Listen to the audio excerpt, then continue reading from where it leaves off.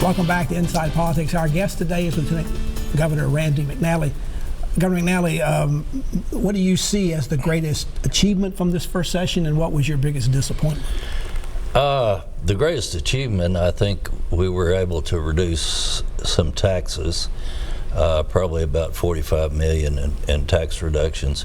We were also able to put additional money in for our OPEB savings account, which is it's for other pension benefits other than the pension, and I think we had a very structurally balanced budget. Anything you wanted to get done that didn't happen or was postponed up till next year? I probably would have liked to seen more in tax reduction. That's the professional taxes you're talking about, primarily, and the gym tax that was repealed. Is that right? Right. Yeah, that makes up about 90%. Do we not need that money anymore? I mean, we haven't had a general sales tax increase in almost 17 years, which is kind of a record. That's right, but we have had an increasing amount of sales tax due to the online sales. I understand you may think it's a good idea as these online taxes continue to increase, and now they will probably after the Supreme Court ruling that they're legal. Do you think we may be to the point where we can reduce the overall rate of sales tax in the state because we'll be getting so much online money? That'd certainly be an option. I think other things, we rank in about the middle on taxation on businesses, and that's something we could look at. One of the big achievements for Governor Bill Lee in his first session with the legislature was the passage of the education savings account, the voucher bill. It came through sort of a hard situation to get through. It almost didn't make it through the House. It was a lot more narrow in approval in the Senate than previous voucher bills going through. It was. Only 2 counties are going to be involved once this program gets started in a couple of years.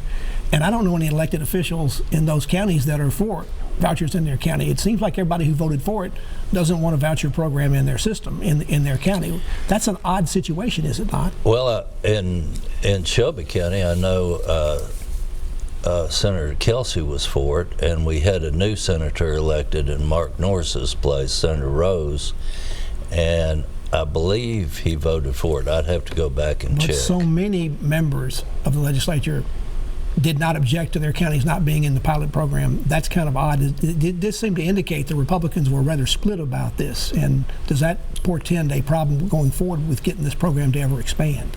I don't think so. I think if it's successful, it'll expand.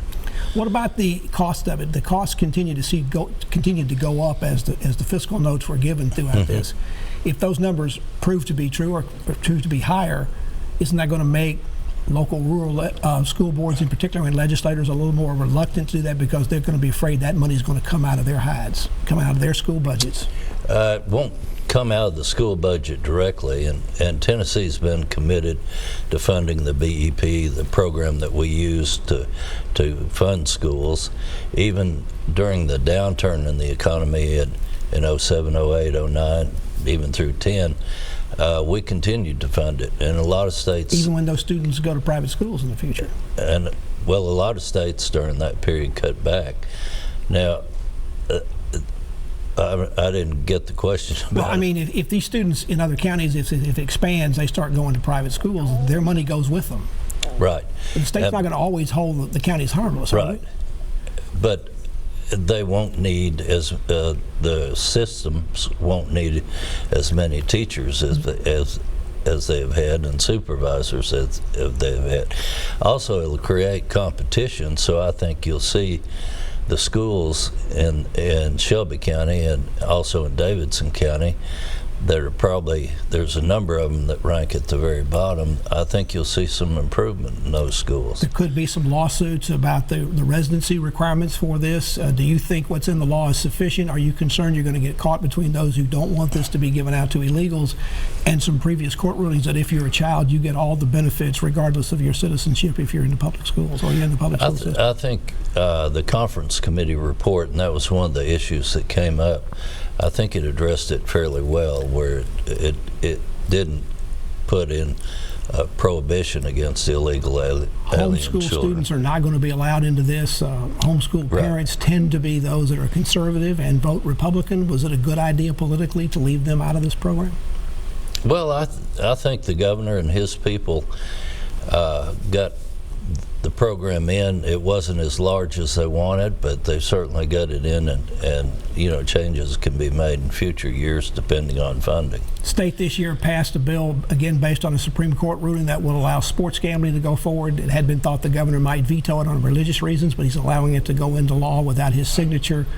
It appears the one reason lawmakers kept talking about why they want to do this is because all the other states are doing it. Is that a good reason? You just want the revenue? Is that a good reason? No, it's not a good. And I didn't vote for it, and not that. My main objection to gambling and the lottery is that it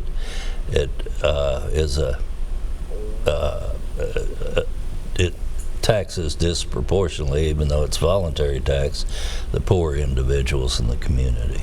A bill that didn't pass again this year was one that would allow medical marijuana to be taken case for medicinal purposes in Tennessee. A number of states have already done that. There are a lot more bills about it this year. There does seem to be some growing support in the legislature. I don't think you've been a supporter of it at all. Is it time to come together to figure out a way, if Tennessee is going to do this? It seems to be coming up every year, and a little bit more support each time. Well, the big stumbling block, I believe, is it's a Schedule I substance. So according to the federal government, it has no medical value and has a lot of harm as far as the side effects of the drug. The feds need to change the law before you'd be willing to go for that for Tennessee. But all these other states are doing it too. I don't see them. They're going to jail because of it. It's still illegal. It's still a federal crime. Just not being enforced. It's not being enforced, and the feds are turning a blind eye to it. Lieutenant Governor Randy McNally is our guest on Inside Politics. We'll continue our conversation about the recent session of the 111th Tennessee General Assembly after you watch these messages.